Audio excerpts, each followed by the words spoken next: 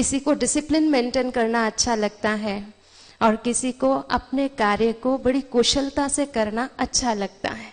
तो अपने अपने टेस्ट के अकॉर्डिंग हर कोई चल रहा है। इस चीज से हम एक बात सीख सकते हैं। वो बात हमने क्या सीखनी है कि कोई कुछ भी कर रहा है वो अपने टेस्ट के अकॉर्डिंग कर रहा है, आपके टेस्ट के अकॉर्डिंग नहीं। इसलिए आप निश्चिंत रहिए, खुश रहिए और अपने मेंटल स्टेज को स्टेबल करके रखिए। ऐसा नहीं कि वो क्यों कर रहा है, वो किस लिए कर रहा है, किस लिए कर रहा है, उसका टेस्ट है, उसका अपना ही नजरिया है, अपना ही रवैया है, अपना ही सब कुछ है। वो अपने एजेंडे के अकॉर्डिंग चलना चाहता है, आपके एजेंडे के अकॉर्डिंग वो चलना नहीं चाहता है, इसलिए वो ऐसा कार्य कर रहा है। तो मानसिक स्थिरता बहुत आवश्यक है। आज हम मानसिक संतुलन खो बैठने के कारण बहुत सारी चीजों में बहुत कुछ गलत कर बैठते हैं, और जो हम गलत कर बैठते हैं उसके बाद हम पश्चाताप करते हैं और फिर कहते ओहो करना नहीं चाहता था, हो गया। कभी कभी मैं हंसी में कहती हूँ, हो गया क्या, आपका पड़ोसी आके कोई करा के गया, आपने खुद ही तो किया ना। लेकिन क्यों किया? क्योंकि हमने दूसरे के बीच में ज्यादा इन्वॉल्वमेंट करना शुरू कर दिया। जो व्यक्ति खुद को संभाल सकता है वो दूसरों के साथ बहुत अच्छे से चल सकता है, और जो व्यक्ति खुद को संभालना नहीं जानता है वो किसी के साथ भी अच्छे से चल नहीं सकता है। इसलिए हमारी रेस्पॉन्सिबिलिटी केवल और केवल एक ही बनती है, और वो रेस्पॉन्सिबिलिटी है हम खुद को संभालें, खुद को चलाना सीखें। बहुत सुंदर बात कभी कभी हमारे शीलू दीदी जी सुनाया करती है कि 2.5 साल से बोलना हम सीखना शुरू करते हैं, 60-70 साल की उम्र तक भी हमें पता ही नहीं चलता हम क्या बोल गए, है ना। तो इसका मतलब मैं खुद को ही बोलना नहीं सिखा पाया, तो दूसरों को बोलने के लिए मैं क्यों कमेंट्स दे रहा हूं, अरे ऐसे नहीं बोलते, ऐसा बोला करो, वैसा बोला करो। अपने को सिखा लो ना, ऐसा मोल्ड बना लो अपने आप को, ऐसा मॉडल बना लो जो दूसरे आपको देख के ही सीख जाए, आपको सिखाना ना पड़े। इसके लिए एक छोटी सी एक्सरसाइज कराती हूँ, उसके पश्चात दीदी का परिचय दूंगी और फिर दीदी अपना विषय आरंभ करेंगे। और ये एक्सरसाइज बहुत बार यहाँ हो चुकी है और आप में से बहुतों ने की भी होगी, लेकिन ये हमारे सबके साथ रिलेट करती है, इसलिए इसे हम दोबारा करेंगे। तो ध्यान से सुनना, मैं आपको क्या बोलती हूँ, जो मैं बोलूंगी वो आपको करना है, ठीक है।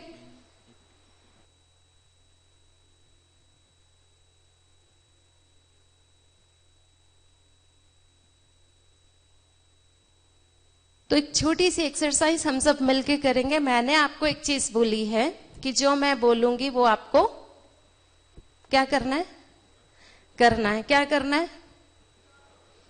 जोर से बोलेंगे, क्या करना है? जो मैं बोलूंगी वो आपको करना है। तो राइट हैंड आगे कीजिए, जल्दी से अपना पैर टच कीजिए, घुटने को टच कीजिए, कमर को टच कीजिए, कंधे को, अपने माथे को। कहाँ है आपका माथा? यहां। तो आपने यहां क्यों किया? मैंने यहां रखा। तो मैंने बोलने से पहले क्या कहा था? जो बोलूंगी वो करना। ये तो नहीं कहा था जो करूंगी वो करना। तो आपने क्या किया? जो मैंने किया वो आपने किया। इसलिए आपके बोल का महत्व कम हो जाता है। कब? जब वो चीज आपके जीवन में नहीं होती है। किसी को बोलो कम बोलो, धीरे बोलो और खुद जोर से चिल्ला रहे हो, जल्दी उठो खुद लेट उठ रहे हो, तो ये चीजें शोभती नहीं है। इसलिए हम इस एक्सरसाइज से एक प्रेरणा लेंगे कि हम किसी को कुछ कहने से पहले क्या करेंगे? क्या करेंगे? बहुत इंटेलिजेंट है आप, आफ्टर ऑल इंजीनियर विंग में आए हैं ना, तो इसलिए इतना तो पता चल गया है। क्या पता चल गया है? कि किसी को कुछ कहने से पहले हम अपने में जरूर झांक लेंगे कि वो चीज मेरे में है। समझाने के लिए तो कहेंगे लेकिन अंदर टेंस नहीं होंगे। तो अभी शीलू दीदी का संक्षिप्त में परिचय देना चाहती हूँ। आदरणीय दीदी जो हमारे बीच में राजयोगिनी तपस्विनी दीदी विराजमान है।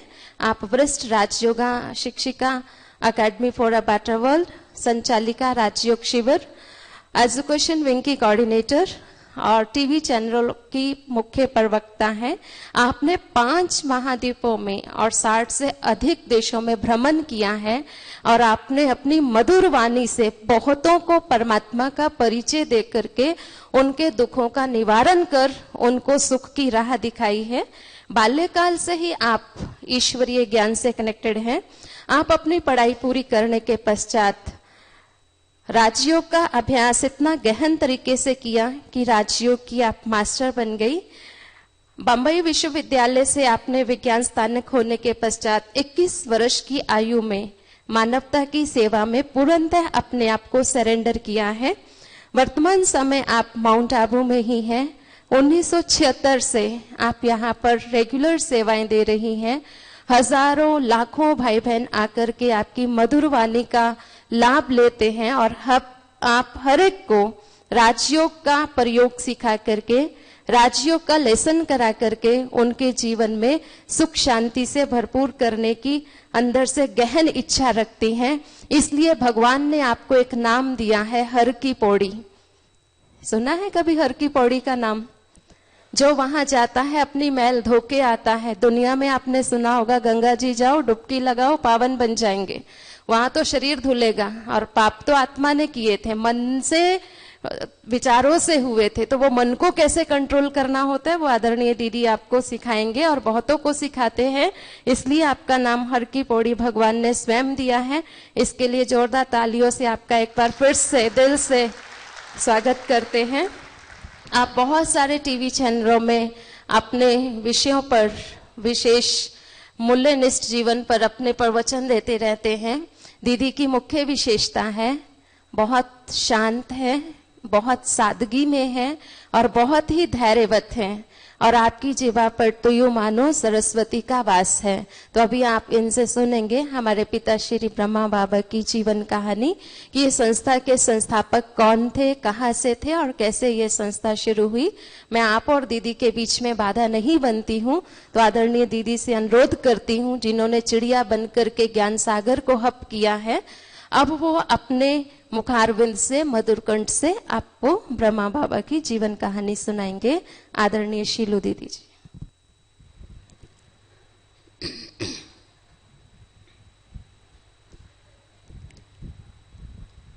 ओम शांति।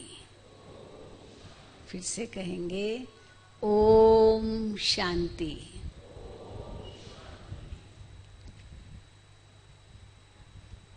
बहुत सुंदर विषय को लेकर साइंटिस्ट और इंजीनियर्स विंग की तरफ से यह कॉन्फ्रेंस कम मेडिटेशन रिट्रीट यहाँ चल रही है। वर्क लाइफ बैलेंस, कार्य और जीवन का बैलेंस, या यूं कहें कि परिवार और कार्य क्षेत्र, घर और कार्य क्षेत्र, या जीवन और कार्य क्षेत्र, इनका सुंदर समन्वय हम कैसे करें, इनका सुंदर संतुलन कैसे बनाकर रखें।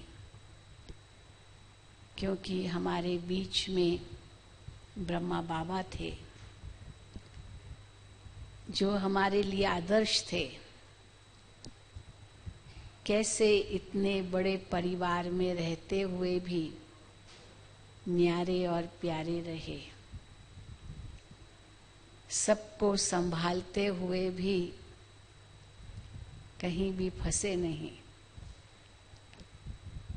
यह सुंदर संतुलन उन्होंने अपने जीवन में रखा। और आप इस ईश्वरीय विश्वविद्यालय में देखेंगे, यहाँ जो कुछ भी होता है एक सुंदर संतुलन के साथ होता है। दुनिया में हम देखते हैं या तो अति भोगवादी हैं, काम, क्रोध, लोभ, मोह, अहंकार, ईर्ष्या, द्वेष, नफरत, वैर, दुश्मनी, बेईमानी, हेरा फेरी छल कपट निंदा चुगली, लिस्ट है बहुत लंबी चौड़ी। जो सारे अवगुण विकृतियां समाज में हम देख रहे हैं, इतने भोग विलास में लिप्त हैं, विकारों में लिप्त हैं और समझते हैं बस यही जीवन है, यही जीवन है, खाओ पियो मौज करो। संसार में हम आए ही इसलिए हैं, खाओ पियो मौज करो। और दूसरे तरफ से वे लोग हैं जो समझते हैं ये सब माया है, इनको छोड़ो। इस संसार में सुख तो कागविष्टा के समान है, यहाँ तो सुख है ही नहीं, बस हमें तो मोक्ष चाहिए, हमें तो इस संसार में आना ही नहीं है। और यहाँ तक कह देते हैं भगवान ये दुनिया तुमने बनाई क्यों, हमें संसार चाहिए नहीं, जन्म मरण चाहिए नहीं। तो एक तरफ बिल्कुल अलगाववाद, एकदम अलग हो गए समाज से और सन्यासी बन गए, घर गृहस्थ का त्याग कर दिया, परिवार की जिम्मेदारियां छोड़ दी, बस हम सन्यासी हैं ये कह दिया। और दूसरी तरफ एकदम भोग विलास।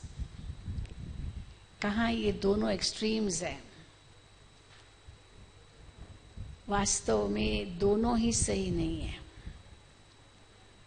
क्योंकि अति भोग विलास में इंसान जब फंसता है तो अपना जीवन सचमुच वो बर्बाद कर देता है। और ये मानव जीवन जो हीरे तुल्य मानी गई है, हीरे तुल्य ये जीवन है, उस हीरे तुल्य जीवन को हम यूं ही गंवा रहे हैं और अंत में क्या ले जाएंगे, हाथ खाली जाएंगे। तो भोग विलास वाला जीवन ये सदा ही अतृप्त जीवन होता है, क्योंकि ये जो इंद्रियां हैं ये कभी भी तृप्त नहीं होती, कभी भी नहीं होती। और दूसरी ओर एकदम सब छोड़ देना, ये भी वास्तव में भगवान ने तो कभी नहीं कहा। गीता में अर्जुन को भगवान ने यही शिक्षा दी, हे अर्जुन युद्ध का मैदान छोड़ के मत जाओ, तुम योद्धे हो, तुम क्षत्रिय हो, तुम्हें युद्ध करना है, ये तुम्हारी बहुत बड़ी जिम्मेदारी है। अगर तुम छोड़ के जाओगे तो तुम कायर कहलाओगे, तुम्हारे आगे की पीढ़ियां तुम्हें कायर मानेगी, इसलिए छोड़ना भी नहीं है।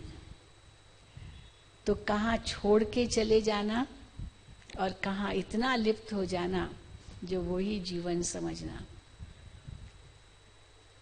लेकिन परमात्मा ने हमें एक ऐसा सुंदर मध्य मार्ग दिया है कि छोड़ो भी कुछ नहीं, फंसो भी कहीं नहीं।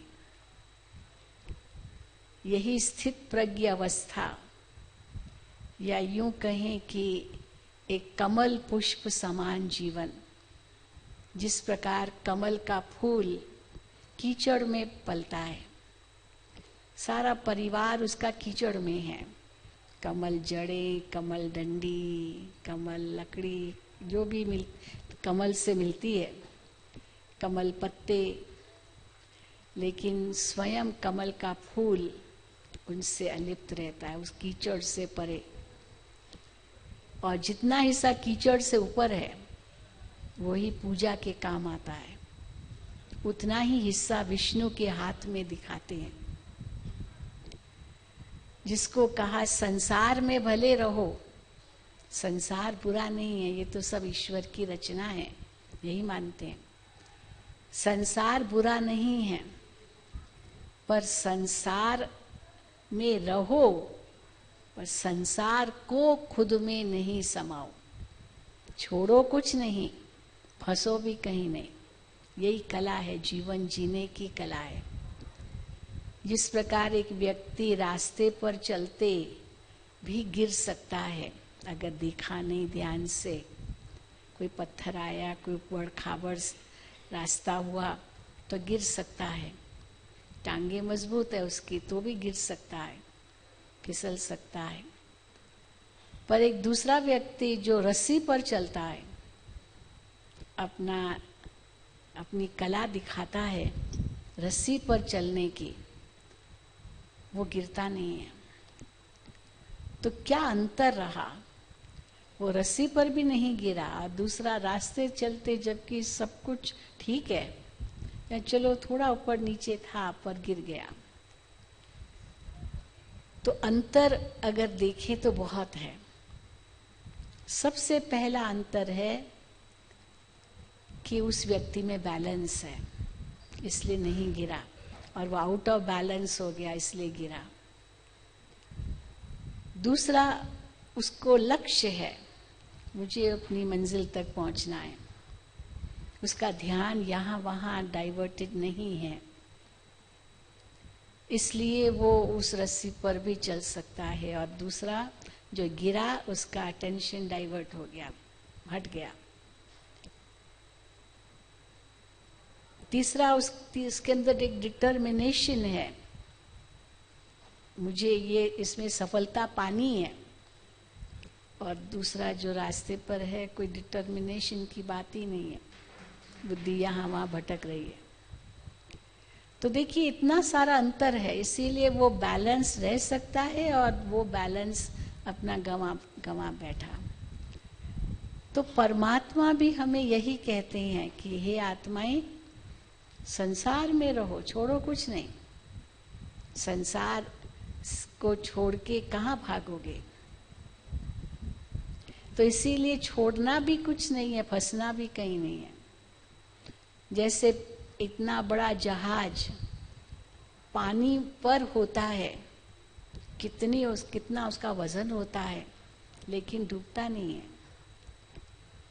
परंतु अगर उसी जहाज में एक छोटा सा सुराख आ जाए, होल आ जाए, और वो जो पानी जिस पर जहाज है, पानी का जहाज, उस सुराख से वो अंदर आ जाए, तो इतना बड़ा जहाज भी वो डूब सकता है। क्या कारण हुआ डूबने का? क्योंकि पानी अंदर आ गया। तो संसार में रहना बुरी चीज नहीं है, पर संसार को अपने में बसाना, ये बहुत बड़ा खुद को धोखा दे रहे हैं। तो इसीलिए ब्रह्मा बाबा ने हमें यही सिखाया। जब इस ईश्वरीय विश्वविद्यालय की उन्होंने स्थापना की, तो उनका बहुत उस समय बड़ा व्यापार था, और कहाँ उस व्यापार से इतना उनका वर्चस्व था, कितना उनका सम्मान था, और परमात्मा ने उनको एक बहुत बड़ा कार्य दिया। पर इसका मतलब ये नहीं है कि उन्होंने अपना परिवार छोड़ा, परिवार उनके साथ ही था। बहुत बड़े व्यापारी थे,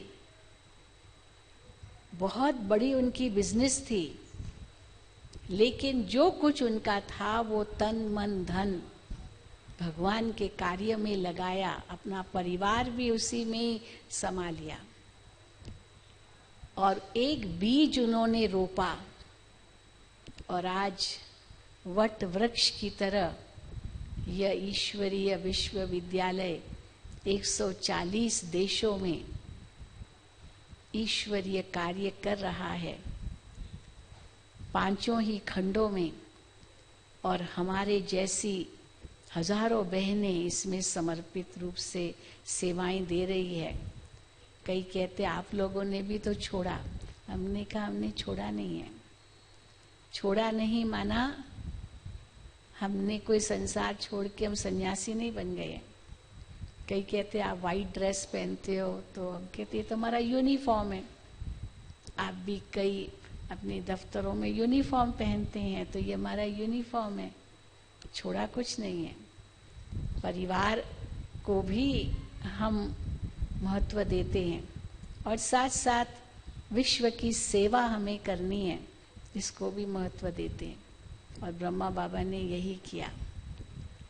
तो इसीलिए आज जो 140 देशों में हमारे सेवा केंद्र हैं, जहाँ पर लाखों भाई बहनें आकर अपने परिवार में रहते हैं और ये ईश्वरीय ज्ञान को ग्रहण करते हैं, तो कैसे हमें ब्रह्मा बाबा ने सिखाया, जो आज 81 वर्ष हो चुके हैं, 1936 से 2000 आज 17 है, ये 81 वर्षों की सीढ़ी चढ़ के यहाँ पहुँचे हैं। अभी 80 साल पूरे हुए, पता नहीं आप लोगों ने सुना होगा या देखा होगा या नहीं।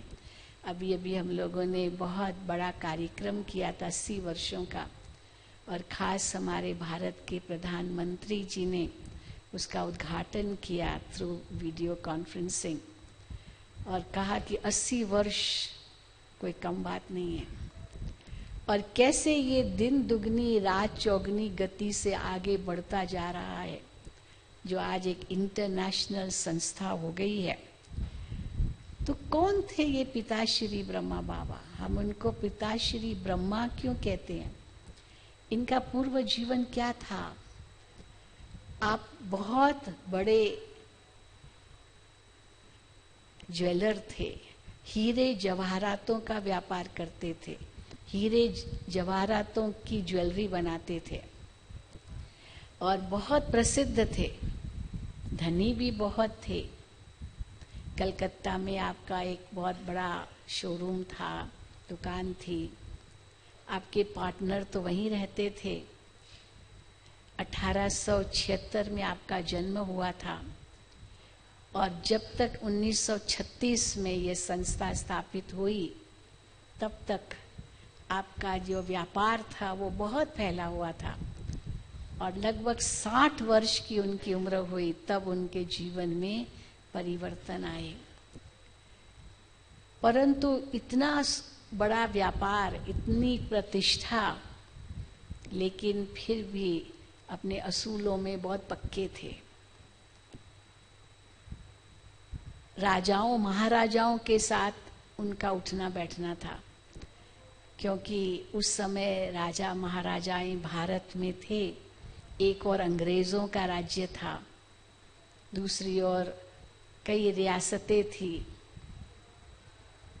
तो क्योंकि हीरे जवाहरातों के जेवर कौन खरीदेगा? कोई साधारण व्यक्ति तो नहीं खरीदेंगे। तो उस समय की जो राजाएं महाराजाएं थे, उनके ही परिवार वाले खरीदते थे, और बाबा को वे राजाएं अपने महलों में बुलाते थे उनकी रानियों के लिए जेवर बनाने के लिए। और राजाएं इनको कहते थे, भगवान ने शायद बहुत बड़ी भूल की है, आपके अंदर जो इतने सारे गुण हैं, इतनी क्वालिटीज हैं, इतनी रॉयल्टी है, पर फिर भी आप कितने श्रेष्ठ व्यवहार में रहते हैं। इतना अभिमान भी नहीं है, रॉयल्टी भी बहुत है, पर अभिमान का अंश मात्र भी नहीं है। इतना आपका प्रेम भरा व्यवहार है, भगवान ने बड़ी भूल कर दी, राजा आपको बनाना चाहिए था, क्योंकि आपकी रॉयल्टी हमारे में नहीं है, ऐसे राजाएं लोग कहते थे। लेकिन बाबा कहते थे कि ये तो जो कुछ है इसमें जरूर कोई राज है। तो देखिए कैसे ये आत्मा वास्तव में, हम कहते सतयुग के आदि की श्रेष्ठ आत्मा थी, महान आत्मा थी, देव आत्मा थी, जो नीचे आज कलयुग अंत में हम पहुंचे हैं, लेकिन अंतिम जन्म में भी इतने श्रेष्ठ उनके संस्कार थे। तो एक और बहुत धनी थे, बड़ा नाम था, अंग्रेज भी उनके दुकान पर आते थे, क्वीन एलिजाबेथ भी उनके दुकान पर आई थी। वो यहाँ भारत में उनका राज्य था अंग्रेजों का। तो कैसे एक और धनी थे, पर दूसरी ओर बहुत बड़े दानी थे। कोई भी उनके द्वार पर आता था, कभी हाथ खाली नहीं जाता था, इतना उनका दान पुण्य चलता था। कई लोग यहाँ तक कि बेटियों की शादी के लिए दहेज भी उनसे मांगने आते थे और बाबा बड़े दिल से वो सब सेवा करता था। तो कहाँ धनी, कहाँ वो दानी, और तीसरी ओर उनका इतना सुंदर बैलेंस था कि बहुत बड़े भक्त भी थे, विष्णु की भक्ति करते थे और विष्णु का ही ध्यान करते थे। कट्टर वल्भाचारी, पक्के वैष्णव श्रीनाथ के भक्त थे। हर साल बहुत बड़ा भोग लगवाते थे श्रीनाथ में। श्रीनाथ द्वारा यहीं पास में है। कोई ऐसा मंदिर नहीं था जो उन्होंने छोड़ा होगा जहाँ दर्शन करने न गए हो। तो कितना सुंदर बैलेंस था उनके जीवन में। उनका परिवार भी बहुत सुंदर था। 5 बच्चे थे, 3 बेटियां थी, 2 बेटे थे और लगभग सबकी शादी उन्होंने कर दी थी। पोते दोते सब थे। तो परिवार भी बहुत सुखी, बिजनेस भी बहुत अच्छी, बहुत मान सम्मान। परंतु एक कमी उन्होंने अपने जीवन में महसूस की, और वो कमी क्या थी? सत्य की खोज। सत्य क्या है? ईश्वर कौन है? हम कौन है? क्यों इस संसार में आए हैं? आखिर मनुष्य जीवन का लक्ष्य क्या है? भगवान ने अगर ये दुनिया बनाई है तो इतना फिर दुख क्यों है? भगवान तो सुख का सागर है, उनकी रचना है तो बहुत सुख होना चाहिए। तो बहुत सारे प्रश्न थे और इन प्रश्नों को पूछने के लिए बाबा ने अनेक गुरु किए। वैसे तो एक ही कोई गुरु करता है, लेकिन बाबा ने 12 गुरु किए अपने जीवन काल में, और हर एक से ये प्रश्न करता था, लेकिन कभी भी उनको ऐसा संतोषजनक जवाब नहीं मिला जो उनके मन में प्रश्न थे। और उसके लिए बहुत शास्त्र भी पढ़ डाले। ऐसे नहीं कि शास्त्र नहीं पढ़े। तो एक और गुरु किए, दूसरी ओर शास्त्र पढ़े, और तीसरी ओर खोज थी, और चौथी ओर एक फ्लरिशिंग बिजनेस, बहुत बड़े भक्त, इतना सुंदर परिवार, बहुत सुंदर समन्वय था अपने जीवन में उनके। कोई दुख नहीं था, लेकिन खोज जरूर थी। तो जो दान पुण्य करते थे उससे साधु महात्माएं भी बहुत प्रभावित होते थे। उनके घर में आके रहते थे क्योंकि बड़ा दिल था, और घर में आके सत्संग करते थे। रोज सुबह खुद भी सत्संग करते थे, रोज गीता का पाठ करते थे, अपने परिवार वालों को गीता सुनाते थे। यहाँ तक कि ट्रैवलिंग करते थे बहुत। हैदराबाद सिंध में रहते थे। उस समय तो अविभाजित भारत था, और वहाँ से हैदराबाद सिंध से कलकत्ता आते थे, बाई ट्रेन आते थे। 2 दिन का सफ़र होता था, रात भर ट्रेन में, और सवेरे उठकर नहा धो के बिना मुंह जूठा किए ट्रेन में भी पहले गीता का पाठ करते थे, फिर कुछ और काम। आप सोच सकते हैं इतने अपने असूलों में पक्के थे। तो एक और इतना बड़ा दिल, दान पुण्य करना, और दूसरी ओर सत्य की खोज, ये भी एक सुंदर समन्वय था। तो उनके मन में एक प्रश्न जरूर था कि मैं जिसकी भक्ति करता हूँ, विष्णु की भक्ति करता हूँ, विष्णु का मुझे कुछ कई एक दर्शन हो जाए। अब वो जो इच्छा थी उनके मन में, तो कैसे एक दिन की बात है 1936 में, जब उनकी आयु लगभग 60 वर्ष की थी। 60 वर्ष मानो रिटायरमेंट की एज जैसे होती है, और यहाँ उनका सब कुछ क्लाइमेक्स पर था, सब कुछ। तो 1936 में अचानक एक दिन बाबा विष्णु के ध्यान में बैठे थे कि उनको विष्णु का साक्षात्कार हो गया। इतना सुंदर साक्षात्कार उन्हें हुआ। 4 भुजाधारी विष्णु, शंख चक्र गदा पद्मधारी विष्णु उनके सामने आकर उपस्थित हो गए, दर्शन दिया। और दर्शन दे करके उनको एक वरदान दिया। वरदान था, अहम चतुर्भुज तत्त्वम, मैं विष्णु चतुर्भुज हूँ, तुम भी मेरे जैसे हो तत्त्वम। वैसे अगर किसी को अपने इष्ट का दर्शन होता है, साक्षात्कार करते हैं कई अपने इष्ट का, तो वो इष्ट जो उनके सामने आके प्रकट होता है, जैसे कोई देवी के भक्त हो, कोई गणेश जी के, कोई हनुमान के, किसी के भी भक्त होते हैं, श्री राम के, श्री कृष्ण के, तो वो जो इष्ट उनके सामने आके प्रकट होता है, वो उनको वरदान जो देता है, यही होता है तथास्तु। ऐसे हाथ, वरदानी हाथ दिखाया और कहा तथास्तु, यानी वैसा ही होगा, जो आपकी इच्छा है वो पूरी होगी। अब ब्रह्मा बाबा को कोई इच्छा नहीं थी, कोई संसार की तो कोई इच्छा थी ही नहीं, भरपूर थे, कोई कमी नहीं थी। सत्य की खोज अवश्य थी, पर ये तो एक शुद्ध इच्छा है, शुभ इच्छा है। संसार की कोई इच्छा नहीं थी, दर्शन की इच्छा जरूर थी।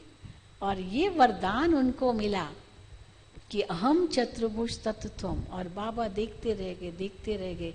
विष्णु के कई स्वरूप बाबा के सामने आए, कई मंदिर हैं विष्णु के भारत में, चारों ओर है, वो एक एक करके उनके सामने आए और हर एक स्वरूप ने, विष्णु के रूप ने वही वरदान दिया, एक ही वरदान, अहम चतुर्भुज तत्त्वम। बहुत देर तक बाबा इस ध्यान मग्न अवस्था में बैठे रहे और जब ध्यान से नीचे उतरे तो बाबा को कुछ समझ में नहीं आया कि अहम चतुर्भुज तत्त्वम, तो मेरे जैसे हो, मैं इन जैसे कैसे हो? मैं तो इनका भक्त हूँ, मैं तो इनका दास हूँ, मैं तो इनका सेवक हूँ, मैं तो इनकी चरणों की धूल भी नहीं हूँ, और हमें वरदान दे दिया कि तुम मेरे जैसे हो, अब मैं इन जैसे कैसे हो? कुछ समझ में नहीं आया। तो सोचा मैं अपने गुरु के पास जाऊं और गुरु से ये प्रश्न करूं। तो जब गुरु को ये सारी बात बताई तो गुरु को भी जहां तक उसको समझ में आई बात, इतनी समझी कि जरूर भगवान आपसे बहुत प्रसन्न है और हो सकता है भगवान को आपसे कोई ऐसा कार्य करवाना है जो भगवान का कार्य है, इसीलिए आपको ये वरदान दे दिया, तो मेरे जैसे हो, यानी तो मेरा कार्य करो। तो बाबा को लगा मेरा ईश्वर का कार्य मुझे करना है, कौन सा कार्य वो बताए, मुझे वो भी बता दे तो मैं तैयार हूँ, भगवान शक्ति देगा, मैं करने तैयार हूँ। क्योंकि बहुत हिम्मत थी उनके अंदर, बहुत धाड़स था, एक डिटर्मिनेशन भी थी, जो संकल्प करते थे वो करके छोड़ते थे, ये उनकी विशेषता थी। तो भगवान मुझसे क्या कार्य करवाएंगे वो भी मुझे पता हो। तो गुरु ने उनको राय दी, उसके लिए आप एकांतवास में चले जाओ और एकांतवास में आपको शायद कुछ और अनुभव हो, भगवान आपको कुछ और आदेश दे। ये तो एक शुरुआत थी, इसके पीछे कोई बड़ा राज होगा। अब एकांतवास में कहाँ जाए, इतना बड़ा परिवार, इतना धंधा, इतने उनके ग्राहक, मानो बहुत कुछ, बहुत फैला हुआ था सब कुछ, और एकांतवास में चले जाए। लेकिन गुरु उनकी आज्ञा माने माथे, वो भी उनकी विशेषता थी। जो गुरु ने कहा वो फट से करना, कभी संकोच नहीं किया कि गुरु कह तो रहा है मैं कर सकता हूँ या नहीं कर सकता हूँ, कभी नहीं सोचा। तो बाबा ने क्या किया, कुछ समय के लिए अपने धंधे व्यवहार से थोड़ी छुट्टी ली और बाबा बनारस चले गए, हैदराबाद सिंध से बनारस, वाराणसी। वहाँ उनके एक मित्र रहते थे, तो बाबा ने सोचा मैं वहाँ रह करके थोड़ा एकांतवास करूं, मेरे मित्र मुझे बुलाते रहते हैं, और कुछ गंगा स्नान भी करूं, गंगा के घाट पर भी कुछ मैं ध्यान करूं, ये उनके मन में था, बहुत समय से उनको इच्छा भी थी। तो बाबा बनारस चले गए और बनारस में जो उनके मित्र की कोठी थी बहुत बड़ी थी, उनके पार आंगन भी बगीचा था। तो एक पेड़ के नीचे संध्या काल के समय बाबा बैठे थे और बैठ करके बाबा विष्णु का ही ध्यान कर रहे थे। तो बाबा ने देखा कि एक बड़ा विचित्र अनुभव किया। ध्यान कर रहे थे विष्णु का, और सोचा कि विष्णु प्रकट होंगे और मुझे कुछ कहेंगे कि क्या कार्य मुझे आपको करना है। पर उसकी जगह बाबा को कलयुगी सृष्टि के महाविनाश का साक्षात्कार हो गया। डिस्ट्रक्शन ऑफ आयरन एज, कलयुग का भयंकर विनाश, ये बाबा ने देखा। और 3 रूपों से विनाश होता हुआ देखा। एक और अणु युद्ध के द्वारा, दूसरी ओर ग्रह युद्ध के द्वारा, और तीसरी ओर प्राकृतिक आपदाओं के द्वारा। एक के बाद एक बाबा देखते गए, ये सारा संसार तबाह हो गया, जलमग्न हो गया, प्रलय जैसी स्थिति आ गई, सब कुछ खत्म। और बाबा जैसे होश में आए तो बाबा तो रोने लग गए। हे भगवान, ये आपने मुझे क्या दिखाया? अगर ये दुनिया ऐसे खत्म हो जाने वाली है, फिर ये भगवान आपने ये दुनिया बनाई क्यों? फिर वही प्रश्न, ये बनाई क्यों? और भगवान ये तो आपने बताया नहीं कि आपको क्या करना है। इसी लक्ष्य से ध्यान किया कि भगवान से हमें कोई प्रेरणा मिले, क्योंकि तत्व का वरदान मिला है विष्णु से। तो क्या करना है? और ये तो विनाश दिखा दिया, दुनिया ही खत्म होने वाली है। अब उसके बाद बाबा को कुछ समझ में नहीं आया कि आखिर मुझे करना क्या है। तो फिर और समय रुके, बनारस में कम से कम 1 मास तक रुके। बुलावा तो आता रहा, लेकिन बाबा को ये था कि जब तक मुझे भगवान कोई कार्य नहीं बताएंगे तब तक मैं एकांतवास का अनुभव करूंगा। फिर उसके थोड़े समय के बाद बाबा को एक सुंदर दुनिया का साक्षात्कार हुआ, प्रकाश की दुनिया, जिसमें बाबा ने देखा अखंड ज्योति का एक महतत्व, और उस महतत्व में छोटे छोटे सितारे चमक रहे हैं, और ऊपर में जैसे वो बीज और उल्टा झाड़ सितारों का, और एक बीज बड़ा ऊपर, ये बाबा ने देखा। और फिर क्या देखा कि उस झाड़ से वो छोटे छोटे सितारे धीरे धीरे करके नीचे उतर रहे हैं।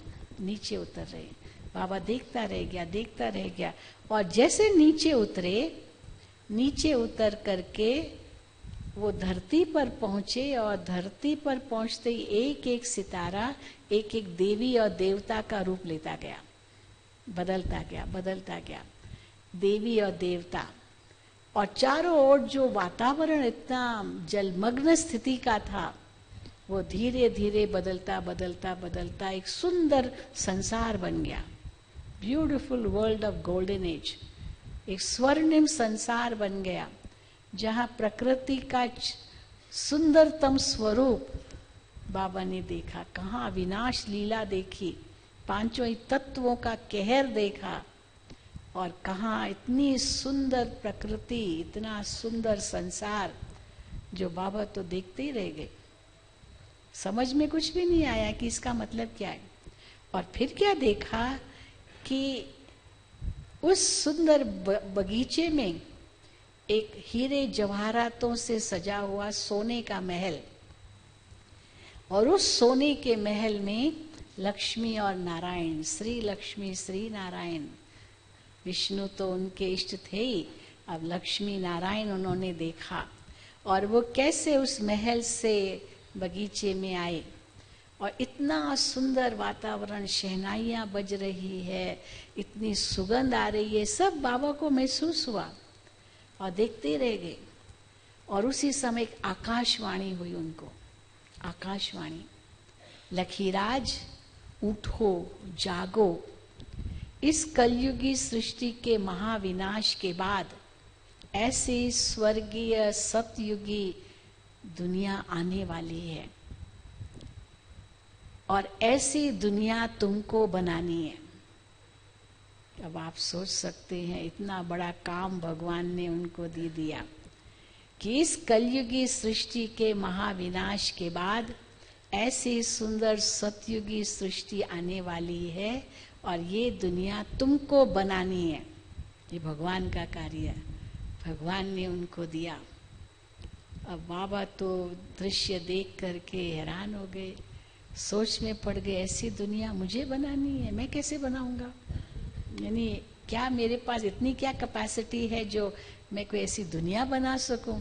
चलो थोड़ा दान पुण्य करना, कुछ और ऐसे भक्ति करना, ये तो कॉमन बात है, पर दुनिया बदल देना और ऐसी दुनिया बनाना, ये तो मेरे वश की बात नहीं होगी। लेकिन ये भगवान ने मुझे कहा है, अब ये भी डिटर्मिनेशन था कि भगवान का मुझे आदेश मिला है। अरे गुरु का आदेश जो कभी अस्वीकार नहीं किया, अभी भगवान का आदेश कैसे अस्वीकार करेगा? तो तैयार था, लेकिन ये भी कहा है भगवान, उसके लिए मुझे करना क्या होगा, कुछ वो भी तो बताओ। लेकिन अभी वो जब तक उनको और प्रेरणा मिले तब तक बाबा ने क्या किया, वहां से बाबा बनारस से कलकत्ता गए और अपने पार्टनर को ये सारी बातें बता दी कि देखो ये मुझे अनुभव हुए हैं। और पार्टनर को जब बता ही रहे थे और दुकान देखी, इतने सुंदर हीरे जवाहरातों के जवाहरात या वो इतने सब ज्वेलरी, बाबा को तो वो सब पत्थर दिखाई देने लगे। बाबा की दृष्टि बदल गई, ये नहीं कि कोई सन्यासी बन गए, लेकिन दृष्टि बदल गई। अब जैसे ये सब बदला तो उसी समय बाबा को लगा अब मैं क्या करूं, मुझे तो समझ में नहीं आता है, मैं क्या करूं, भगवान और आदेश दे। तो उसी समय घर से तार आई उनको, तब टेलीग्राम चलती थी, 1936 की ये बात है, 1936। तो घर से टेलीग्राम आई कि पोतरे का जन्म हुआ है। और बाबा जब पोतरे का जन्म होता था तो बाबा बहुत बड़ी पार्टी देते थे, राजाओं महाराजाओं को बुलाते थे, अंग्रेजों को ही बुलाते थे। उस समय तो ना इनका रईस तो थे ही। तो बाबा को लगा कि अरे पोतरे का जन्म, यहाँ तो बाबा को वैराग आ गया, परिवार वालों को कुछ पता ही नहीं है। तो अब यहाँ वहाँ भी जाना था और यहाँ बिजनेस को वाइंड अप करने का इन्होंने लक्ष्य रखा। तो पार्टनर को तो कह दिया कि अभी तो मैं अब ये बिजनेस नहीं कर सकूंगा। तो जो कुछ पार्टनर के साथ उनका शेयर था उस अनुसार वो शेयर अपना ले लिया और बाकी दुकान पार्टनर को दे दी। और नशा चढ़ गया उनको, क्योंकि भगवान ने इतना नशा उनको चढ़ा दिया। कहते ना सब नशों में नुकसान, एक नारायणी नशा उनको चढ़ गया कि भगवान का मुझे कार्य करना है। तो घर से तार आई और तार में जवाब दिया टेलीग्राम में। और जवाब क्या दिया, अलफ को अल्लाह मिला, बे को मिली झूठी बादशाही। माना दुकान उनको दे दी, बे माना उनका पार्टनर, अल्लाफ माना खुद। तो जैसे मुझे अल्लाह मिल गया, भगवान मिल गया और पार्टनर को दुकान दे दी। आई तार अलफ को, यानी मुझे आपकी तार मिली, हुआ रेल का राही, मैं ट्रेन से आ रहा हूं। नशे की तार थी, नशा भरा हुआ था इसमें। तो जब परिवार वालों ने ये पढ़ा, अलफ को अल्लाह मिला, बे को मिली झूठी बादशाही, आई तार अलफ को हुआ रेल का राही, कुछ समझा नहीं, केवल लास्ट वाक्य समझा, हुआ रेल का राही, माना ट्रेन से आ रहा हूं, बस इतना ही समझा और कुछ नहीं समझा। लेकिन जैसे बाबा वापस गए अब हैदराबाद सिंध, तो बाबा का जीवन एकदम बदल गया था, क्योंकि दो बड़े अनुभव बाबा ने बनारस में किए, एक और विनाश और दूसरी ओर एक नई दुनिया। और भगवान ने उनको ये कार्य दिया कि आपको ऐसी दुनिया बनानी है, पर आगे कैसे बनानी है वो अभी तक पता नहीं था, वो राज था। लेकिन जैसे बाबा वापस पहुंचे तो बिल्कुल सिंपल, कहाँ उनका ठाठ था, कहाँ एकदम सिंपल सफेद वस्त्र, धोती कुर्ता बस। और घर में भी बाबा एकांत में रहने लगे। घर वाले कहे कैसे कि पोतरा पैदा हुआ है तो हम पार्टी करें। पार्टी भी जब बाबा करते थे तो कभी भी शराब वगैरह नहीं रखते थे, कभी भी नहीं। नॉन वेज को तो कभी छुआ ही नहीं था। कट्टर वल्लभाचारी पक्के वैष्णव थे। तो वो अंग्रेज या कहते थे आपने पार्टी तो बुलाई है लेकिन वो पीने को नहीं दिया। तो बाबा कहते थे मैं तुम्हारे कारण अपना धर्म भ्रष्ट नहीं करूंगा। अपने असूलों में पक्के थे वो। तो देखिए अभी एकदम सिंपल हो गए। तो उसी सिंपल लाइफ में रहने लगे। अब परिवार वाले भी नहीं समझे कि आखिर ये करेंगे क्या, क्या है इनके पीछे, इनका मंशा, कहीं भी कैसे इनको। और बाबा अकेले कमरे में रहते थे और बिल्कुल एकांत में रहते थे, इसी धुन में थे कि अब भगवान मुझे कुछ और प्रेरणा दे। तो एक दिन की बात है, बाबा अपने कमरे में बैठे थे एकांत में, विष्णु का ध्यान करते थे, शिव का ध्यान नहीं करते थे, विष्णु का। और उसी समय बाबा को शिव परमात्मा का साक्षात्कार हुआ। बाबा ने एक प्रकाश देखा, अति तेजोमय प्रकाश, पर जितना ही प्रकाशमय था उतना ही वो प्रकाश बहुत शीतल था, बहुत प्यारा सा था, बहुत शांति मिली वो दर्शन करके। और फिर बाबा ने देखा वो जो प्रकाश उनके सामने था वो धीरे धीरे बाबा के निकट आया, निकट आया, और निकट आते आते आते उनके तन में प्रवेश हो गया। ये बाबा ने देखा, निकट आया और मेरे अंदर समा गया, ये बाबा ने देखा।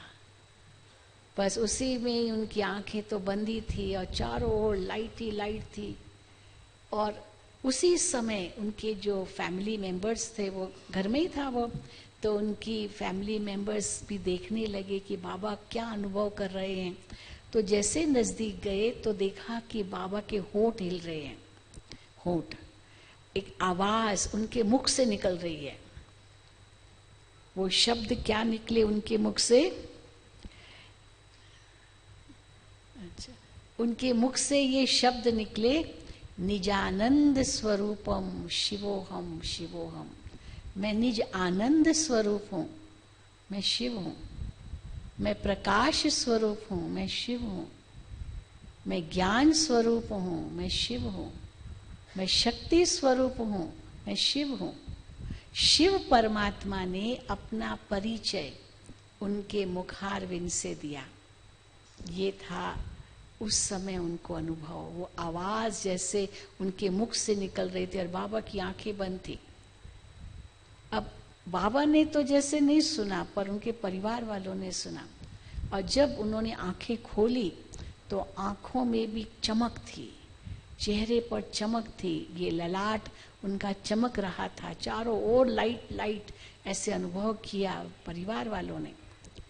तो बाबा से पूछा, बाबा आपने क्या अनुभव किया, क्या देखा? तो बाबा ने वो अनुभव अपना सुनाया कि कोई प्रकाश था, कोई शक्ति थी, कोई तेज था, बहुत चमक रहा था, बहुत प्यारा था, और वो मेरे पास आया और मेरे अंदर समा गया। बस आगे मुझे कुछ पता नहीं है। अब उनके अंदर समा गया माना शिव परमात्मा ने उनके तन में प्रवेश किया और उनके मुख द्वारा अपना परिचय दिया। बस उसके बाद तो चमत्कार होने लगे अपने आप। बाबा को कुछ समझ में नहीं आया ये चमत्कार क्यों हो रहे हैं। क्या चमत्कार हुआ कि जो भी बाबा के सामने आते थे वो सफेद वस्त्रधारी बुजुर्ग व्यक्ति वो गुम हो जाता था और उसकी जगह श्री कृष्ण खड़ा है, ये उनको दिखाई देता था। और देखते ही देखते वे बस उसी में ही खो जाते थे। मोर मुकुटधारी, बांसुरी बजाता हुआ, पीताम्बरधारी श्री कृष्ण उनके सामने खड़ा, ये देखने लगे। बाबा ओम की ध्वनि करते थे और ओम की ध्वनि जैसे होती थी, क्योंकि रोज सवेरे सत्संग कराते थे, बाबा खुद ही गीता पढ़ते थे, और जो भी उनके सामने आते थे वो ध्यान में भी चले जाते थे, उनको भी देखते थे, और वो श्री कृष्ण का रूप। एक क्रांति हो गई उस समय। और केवल जो उनके सामने आते थे उनको ही अनुभव नहीं होने लगे, लोगों को घर बैठे भी अनुभव होने लगे। और घर बैठे क्या अनुभव करते थे कि श्री कृष्ण एक बहुत सुंदर बगीचे में है और उस बगीचे में श्री कृष्ण जैसे रास कर रहा है, नाच रहा है, डांस कर रहा है, और वो जो अनुभव करते थे उनके पास जा रहे हैं, और जैसे नजदीक जा रहे हैं वो दूर जा रहा है, और दूर जा रहा है, और उनके नजदीक में ब्रह्मा बाबा खड़े हैं, बाबा सफेद वस्त्रधारी खड़े, और वो पीछे से इशारा कर रहा है, मैं ऐसे नहीं मिलूंगा, मेरे से मिलना है तो पहले इनके पास जाओ, इनके पास जाओ, फिर मैं मिलूंगा। ये उनको साक्षात्कार में अनुभव होता था। तो अब ये कौन है सब तो नहीं जानते थे, घर बैठे उनको होता था अपने घर में। तो ये कौन थे ये भी पता नहीं, लेकिन ये एक धुन हो गई, इतनी बड़ी न्यूज बन गई। जो उस समय मैगजीन एक निकलती थी अमेरिका में, टाइम मैगजीन अभी भी निकलती है, जिसमें इंटरनेशनल न्यूज आती है। 1936 की अगर आपके पास कोई ऐसी टाइम मैगजीन हो तो उसमें ये लेख था कि भारत में हैदराबाद सिंध में, तब तो अविभाजित भारत था, 1936 की बात है, एक दादा लेखराज है, उनके पास एक चमत्कारिक शक्ति है, जो उनको देखता है उनको श्री कृष्ण के साक्षात्कार होते हैं। और लोकल न्यूज बन गई चारों तरफ। जैसे उस समय पैसे पैसे कुल्फी मिलती थी, रास्तों पर कुल्फी खरीदते थे, एक पैसे की या एक पाई की, उस समय पाई चलती थी, पैसे चलते थे। तो जैसे पैसे पैसे कुल्फी, वैसे पैसे पैसे साक्षात्कार, यानी इतना सस्ता साक्षात्कार, जो जाएगा उसको वहाँ साक्षात्कार होता है। तो बहुत धुन लग गई, लोग आते गए आते गए। अब एक क्रांति हुई साक्षात्कारों की। दूसरी क्रांति क्या हुई कि महिलाएं ज्यादा आई, नारी शक्ति ज्यादा आई। और जैसे परमात्मा का बाबा को एक आदेश मिला, एक मानो एक इंस्ट्रक्शन मिला कि अब नारी शक्ति को जगाना है। जब नारी शक्ति आगे आएगी आध्यात्मिकता के क्षेत्र में, तब ये संसार परिवर्तन होगा। यत्र नार्यस्तु पूजन्ते रमन्ते तत्र देवता। जहाँ नारियों का सम्मान है वहाँ देवताओं का वास है। इसलिए नारी शक्ति को आगे बढ़ाओ, ये जैसे परमात्मा का उनको संकेत मिला। तो ये दूसरी क्रांति थी कि स्त्रियों को ज्यादा साक्षात्कार हुए, पुरुषों को कम हुए। पुरुष कम आए, स्त्रियां ज्यादा आई। और उस समय जो स्त्री की हालत थी समाज में, वो बड़ी दर्दनीय थी, बहुत ही दर्दनाक। क्यों? शोषित थी। जितनी ही वो शोषित थी उतनी ही वो ताड़ित थी, बहुत उनके आगे वेदनाएं आती थी।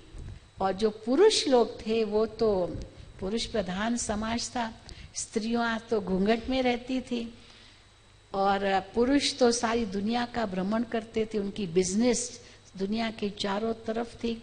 सिंधी लोग थे, सिंध में ये सिंधी लोग थे, तो बिजनेस चारों, और स्त्रियां घर के चार दीवारों में कैद। न कोई सोशल एक्टिविटीज, न स्पिरिचुअल एक्टिविटीज, कुछ भी नहीं, बस चार दीवारों में।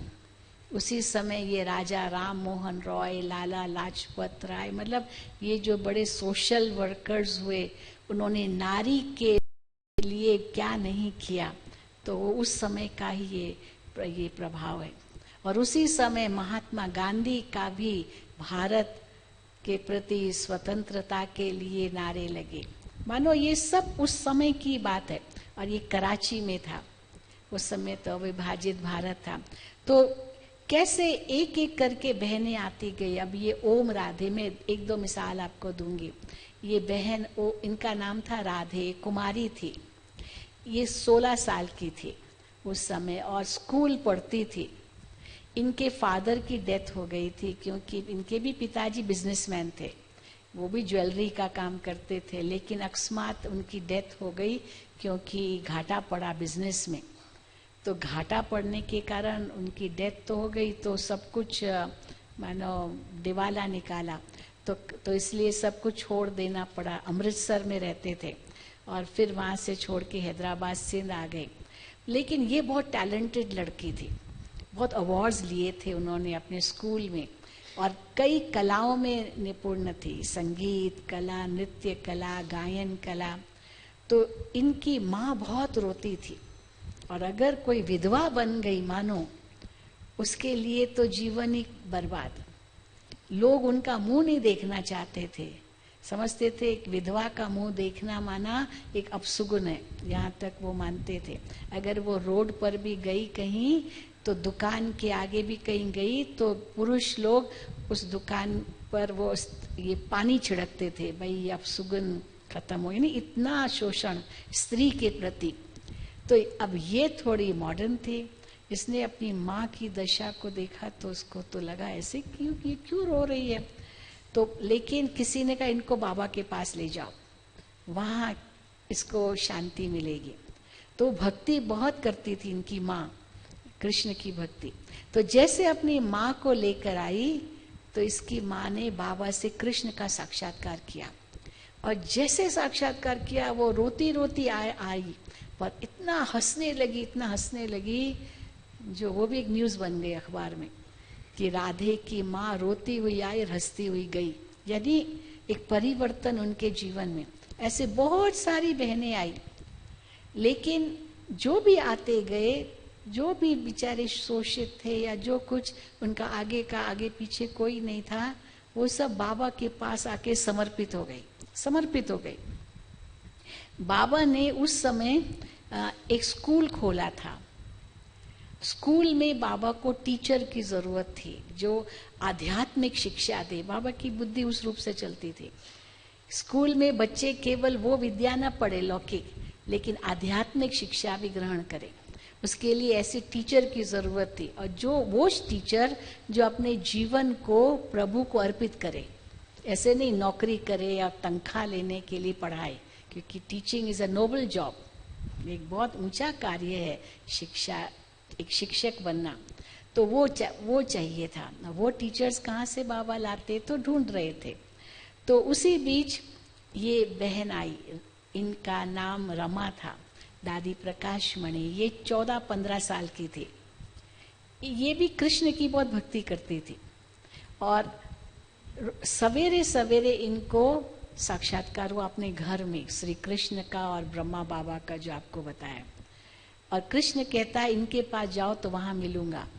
अब ये तो जानती नहीं थी कौन है, तो सोचा अभी मैं कैसे जाऊं। तब तक इतनी बड़ी न्यूज सारी हैदराबाद सिंध में फैल गई थी कि एक दादा लेखराज है, उनके पास जो जाता उनको कृष्ण के दर्शन होते हैं। तो इनकी फ्रेंड सर्किल में भी ये न्यूज थी, स्कूल में ये बात निकली लड़कियों के बीच में। अब ये सुनती रही, पर किसी को बताया कुछ नहीं कि मुझे तो ऐसा अनुभव हुआ है। फिर शाम को सोचा मैं अपने पिता से पूछूंगी।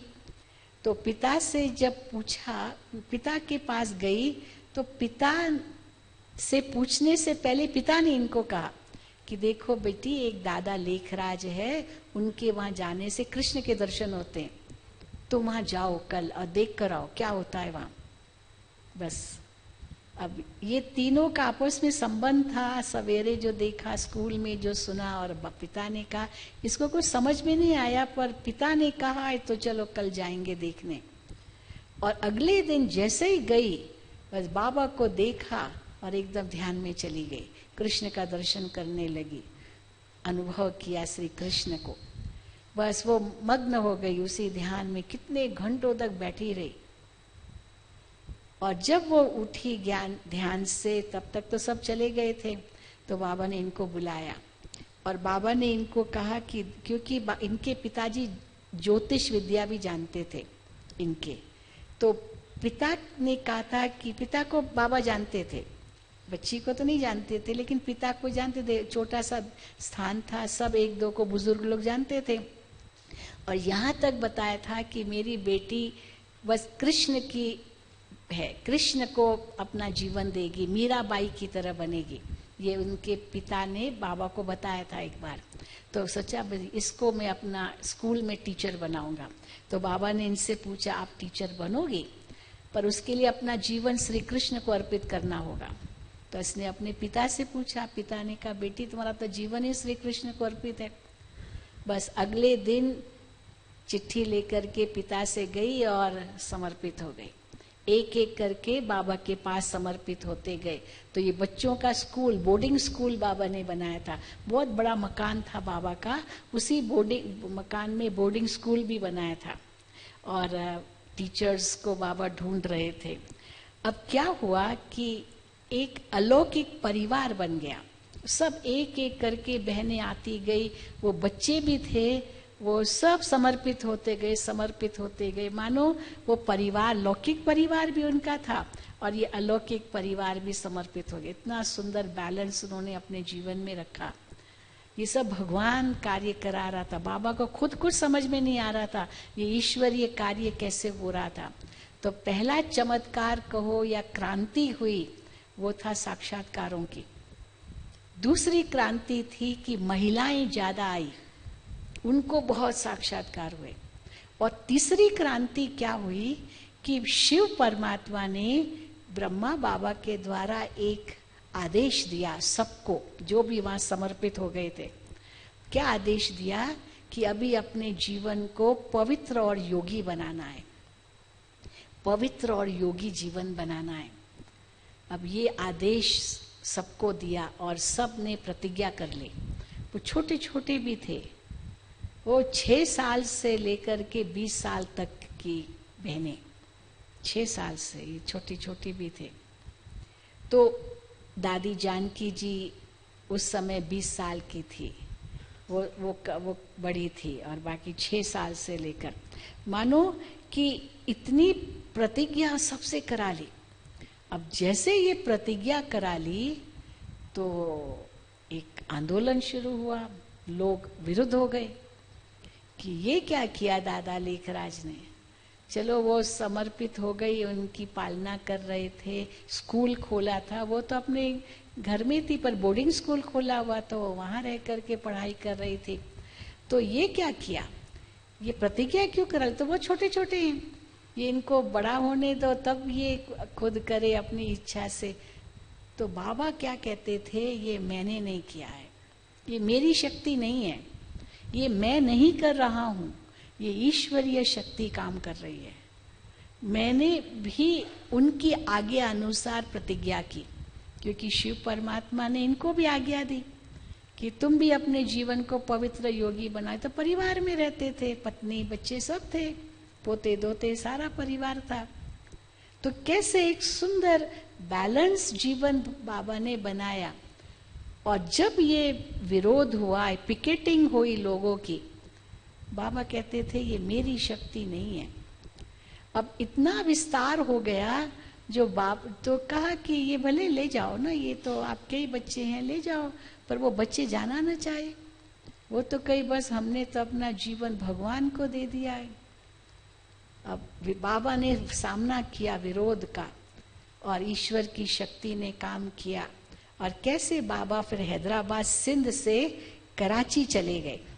अब ये कराची में वो तरुण बहनें जिन्होंने अपना जीवन समर्पित किया और भगवान की आज्ञा के अनुसार प्रतिज्ञा की, वो श्रेष्ठ जीवन उन्होंने अपना बनाया।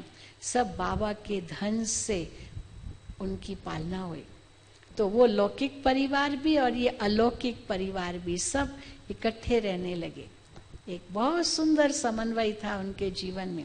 तो ये कराची में वहां पर एक क्लिफ्टन बीच है, जैसे मुंबई में जुहू बीच है, चौपाटी है, वैसे वहाँ क्लिफ्टन बीच है, बहुत सुंदर है। अभी तो और सुंदर बन गई।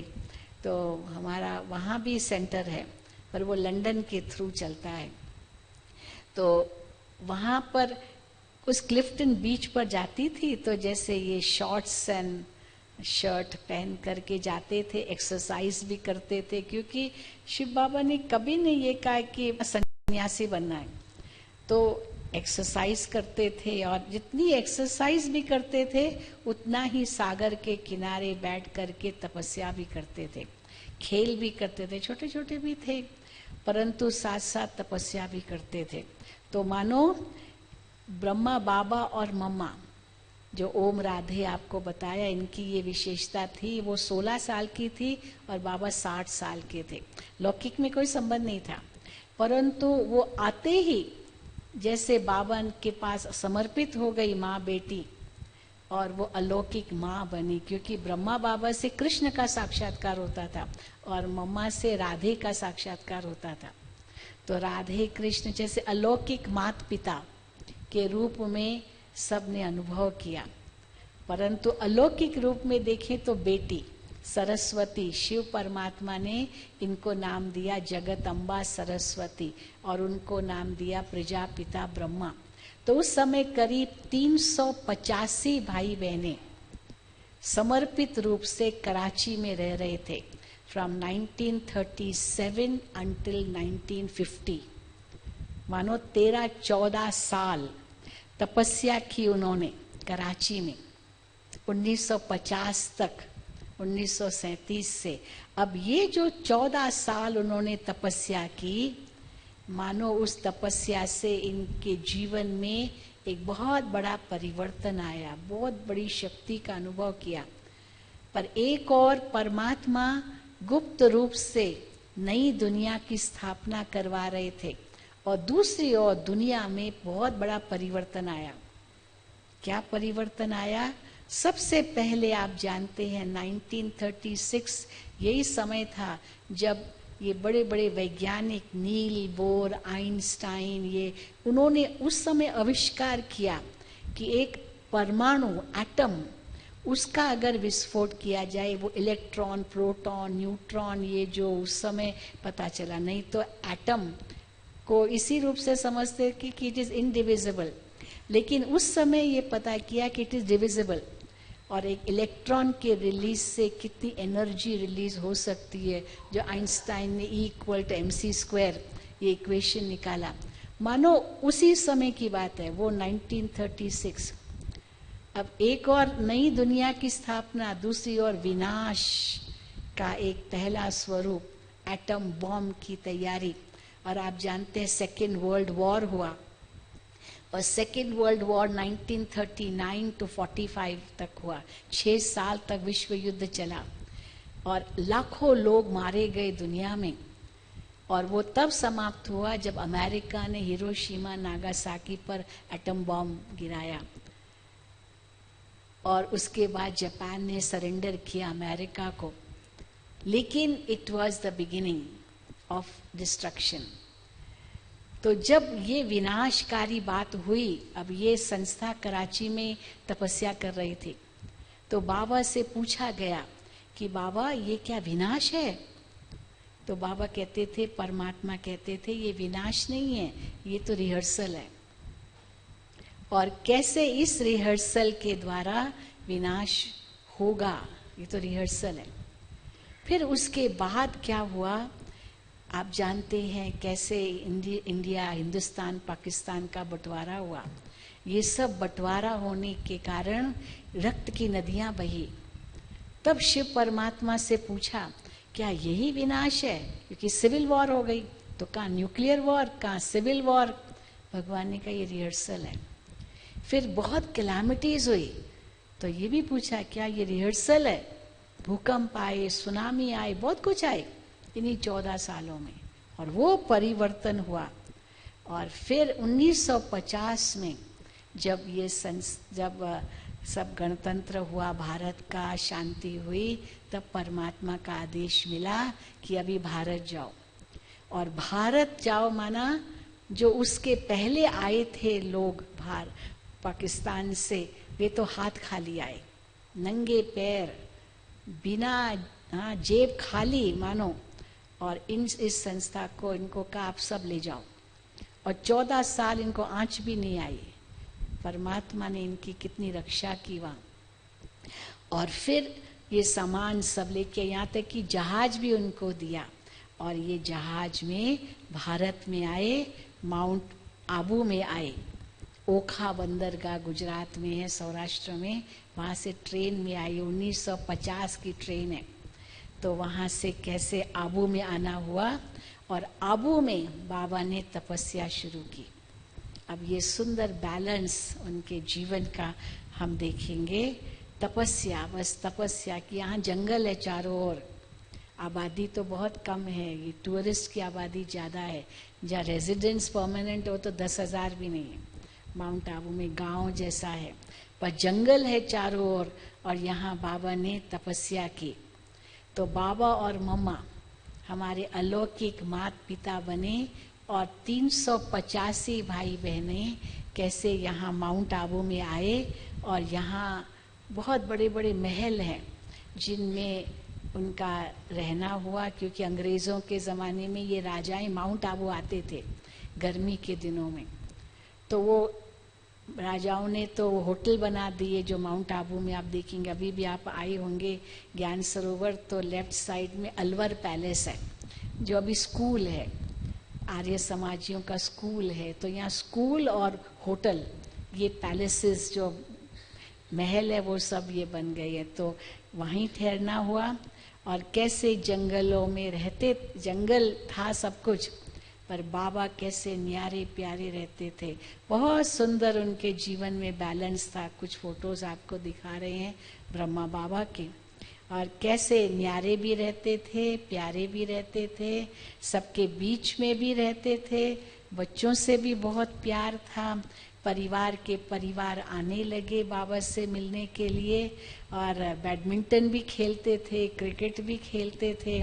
मानो इस उम्र में भी बाबा ने अपनी हेल्थ को कितना मेंटेन किया, बहुत मेंटेन किया। और मम्मा बाबा देख बैडमिंटन खेल रहे हैं, बाबा बाहर भी जाते थे, दिल्ली जाते थे। ये दिल्ली का दृश्य है जहाँ बच्चे बाबा के आगे कुछ गीत गा रहे हैं। और परिवार के परिवार माउंट आबू आते थे।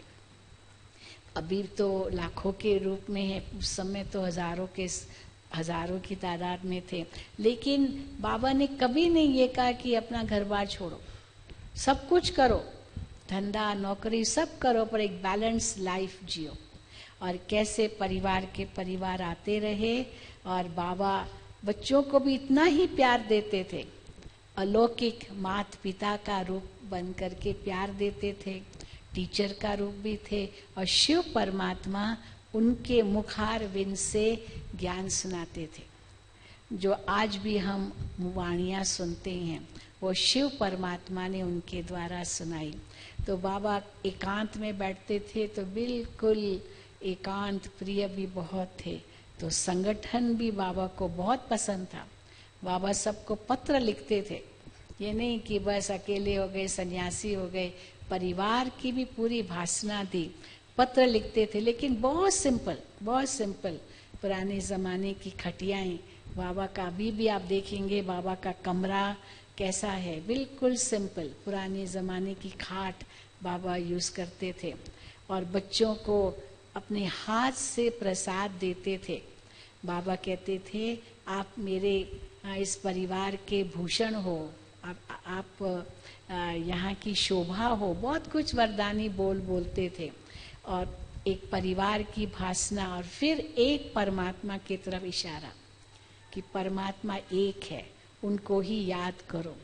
ये बाबा की झोपड़ी है, पांडव भवन आप जाएंगे वहाँ बाबा की झोपड़ी आप देखेंगे। बाबा के समय तो बहुत सिंपल थी, यहाँ खजूर के पेड़ बहुत हैं, तो खजूर के पेड़ों से बाबा, पत्तों से बाबा हर साल बनाते थे। बहुत ठंडक रहती थी अंदर, जहाँ बाबा बैठकर पत्र लिखते थे। और फिर उसी अंदर बाबा की झोपड़ी में आप अगर जाएंगे, आप खुद महसूस करना, बाबा से आप बात कर सकते हो, आपको अनुभव होगा जैसे बाबा आपको जवाब देगा। कुछ पत्र लिखना हो तो वहाँ पत्र डालने के लिए भी पेटी है, और ऐसे अनुभव होगा जैसे आपको बाबा ने जवाब दिया है। बहुत अनुभव करते हैं भाई बहनें। और दूसरा हिस्ट्री हॉल है ब्रह्मा बाबा का, जहाँ पर बाबा वाणी चलाते थे, मम्मा भी वाणी चलाती थी। उस हिस्ट्री हॉल में अभी भी हमारे क्लासेस चलते रहते हैं, और जो वाणी वहाँ चलाते थे वो अभी भी रिवाइज होकर के हमें मिलती है। ये बाबा का कमरा है, और अंतिम घड़ी बाबा ने इसी कमरे में ही बिताई, अपने पलंग पर ही। दादी प्रकाशमणि बाबा के सामने थी, और कैसे बाबा ने at the age of 93 Brahma Baba ने अपना देह त्याग किया। 1969 में, 93 वर्ष की उम्र में। लेकिन अंत घड़ी तक बाबा ने कभी हाथ में लकड़ी नहीं उठाई, कभी चश्मा नहीं पहना, कभी कमर नहीं झुकी, और सीधा बैठते थे, अर्ध पद्मासन करके बैठते थे। तो ये इस प्रकार से बाबा लास्ट तक बैठते थे। और 18 जनवरी को बाबा ने अपना देह त्याग किया, और पांडव भवन जो हमारा पहला मुख्य हेडक्वार्टर्स है माउंट आबू में, वहाँ पर शांति स्तंभ है जो ब्रह्मा बाबा की यादगार का स्थान है। और हजारों लोग स्थान पर आते हैं, 18 जनवरी पर विशेष अपनी श्रद्धा सुमन अर्पित करते हैं। तो ब्रह्मा बाबा की स्मृति में ये 4 धाम पांडव भवन में आप अनुभव करेंगे। शांति स्तंभ, बाबा की झोपड़ी, हिस्ट्री हॉल और बाबा का कमरा, जहाँ ब्रह्मा बाबा ने तपस्या की। और ब्रह्मा बाबा के अव्यक्त होने के बाद दीदी और दादी, दादी प्रकाश मणि रमा, वो दादी बाबा के साथ थी। और मम्मा के देह त्याग के बाद दीदी मनमोहिनी और फिर दादी प्रकाशमणि दोनों ने इस यज्ञ की भागदौड़ संभाली। और जो उस समय की दादी बहनें थी वो सब हमारी दादियां बन गई। दादी माना बड़ी बहन, सिंधी भाषा में बड़ी बहन को दादी कहते हैं। जैसे हिंदी में दीदी कहते हैं तो सिंधी में दादी कहते हैं। तो ये हमारी बड़ी बहनें। और 1972 के बाद विदेशों में हमारे सेवा केंद्र खुले। और 69 to 2007 तक दादी प्रकाशमणि एडमिनिस्ट्रेटिव हेड के रूप में रही। 2007 में आपने अपना देह त्याग किया। और 1983 में पांडव भवन के सामने बड़ा यूनिवर्सल पीस हॉल बना, जो आप जाकर देखेंगे, जहां हम देश विदेश के लोगों को निमंत्रण देते हैं, बड़े कार्यक्रम होते हैं। एक संत सम्मेलन हुआ था उसी हॉल में। और ज्ञान सरोवर एकेडमी 95 में बना है, जहां हमारे अलग अलग विंग्स के कार्यक्रम होते हैं। हमारा हॉस्पिटल है माउंट आबू में, एक बहुत ही सुंदर hospital, global hospital research centre है, जहाँ 60% स्टाफ ऑल डेडिकेटेड, समर्पित रूप से डॉक्टर्स, पैरामेडिकल स्टाफ सेवा देते हैं। गांव-गांव में फ्री सेवा करने जाते हैं। हमारे मोबाइल वैन्स है, मोबाइल हॉस्पिटल्स गांव-गांव में मरीजों की सेवा करते हैं। और शांति वन, ये नीचे जाएंगे, वहाँ बहुत बड़ा डायमंड हॉल है, जो 96 में बन के तैयार हुआ, जब संस्था की डायमंड जुबली थी, जिसमें 20,000 लोग बैठ सकते हैं। और दादी प्रकाशमणि जी ने 2007 में at the age of 85 she left a body. और वर्तमान समय दादी Janki ji, she is 102 years old, 102 साल की है, लेकिन इतनी अलर्ट है अभी भी। रोज दादी नीचे शांतिवन में है और वहाँ से दादी का समाचार आता रहता है। कितने प्रोग्राम हमारे नीचे होते रहते हैं। हम कुमारियों की ट्रेनिंग्स चलती है, टीचर्स की ट्रेनिंग चलती है। दादी जानकी जी मासेस में भाषण देते हैं। और दादी जानकी के साथ एडिशनल एडमिनिस्ट्रेटिव हेड दादी हृदय मोहिनी जी हैं।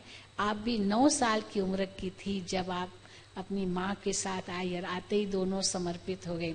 इनको बहुत साक्षात्कार होते हैं और ये इस समय मानो एक बहुत वरदानी आत्मा है परमात्मा की। इनको बहुत अनुभव होते हैं, साक्षात्कार करते हैं और मैसेजेस लाते हैं शिव परमात्मा के। तो शिव परमात्मा और ब्रह्मा पिता की संपूर्ण आत्मा इनके तन में प्रविष्ट होते हैं और कैसे वाणी चलाते हैं, जिसको हम अव्यक्त वाणी कहते हैं। और उस अव्यक्त वाणी द्वारा बाप दादा, हम कहते हैं बाप दादा माना शिव परमात्मा और ब्रह्मा पिता की संपूर्ण आत्मा उनके मुख से बोलते हैं। शांतिवन में हमारे ये कार्यक्रम चलते अक्टूबर टू मार्च तक, और ये हम डायरेक्ट रिले करते हैं ना our peace of mind channel. आप लोगों में से कईयों ने देखा होगा, जिन्होंने देखा है हाथ उठाएं। देखो, ये तो लगता है सबने देखा है हाँ? तो आप तो अनुभवी है ही हैं, पर जरूर ये जानना चाहते होंगे कि ये कैसे हुआ, क्या हुआ, जो आज हमने आपको बताया। और ब्रह्मा बाबा का इतना सुंदर बैलेंस लाइफ। कभी भी ब्रह्मा बाबा ने ये नहीं कहा मैं हूँ, शिव परमात्मा वो निराकार ज्योति स्वरूप, उनको याद करना है।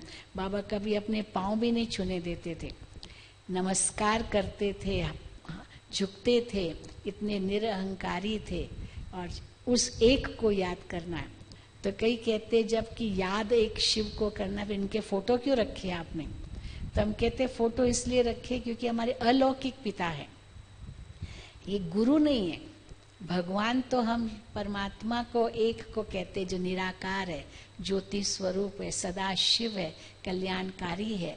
लेकिन ये हमारे अलौकिक पिता है जिनके द्वारा परमात्मा शिव ने अपनी पहचान दी और यही कहा मुझे याद करो, इनके द्वारा कहा।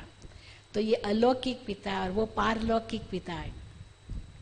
कई समझते ब्रह्मा कुमारी अपने गुरु को ही भगवान मानती होगी। हम तो क्या भगवान तो क्या गुरु भी नहीं मानते इनको। गुरु नहीं है हमारे, गुरु होते तो उनकी गद्दी होती, लेकिन अलौकिक पिता है। अब आपके पिता अगर हो लौकिक में, आप उनका फोटो अपने घर में नहीं रखेंगे? नहीं रखेंगे, क्यों नहीं रखेंगे? पर थोड़ी की पूजा करते हैं। तो हम भी ये महसूस करते हैं कि इनके द्वारा कैसे शिव परमात्मा ने अपनी पहचान दी है, इसलिए उनका फोटो है। तो उनसे हम प्रेरणा लेते हैं कि जैसे ये शिव परमात्मा को याद करते हैं, हम भी उसी शिव परमात्मा को ही याद करें। तो ये हमारी बहुत सुंदर अनुभूतियाँ हैं और हमारी वरिष्ठ दादियाँ हैं जिनसे हम प्रेरणा लेते रहते। अगर ये सब नहीं होता तो आज हम नहीं होते, आप भी नहीं होते। तो बहुत सुंदर ये अनुभव है जो मानो 81 इयर्स का अनुभव आपको 81 मिनट्स में तो सुना दिया। ओम शांति। Thank you.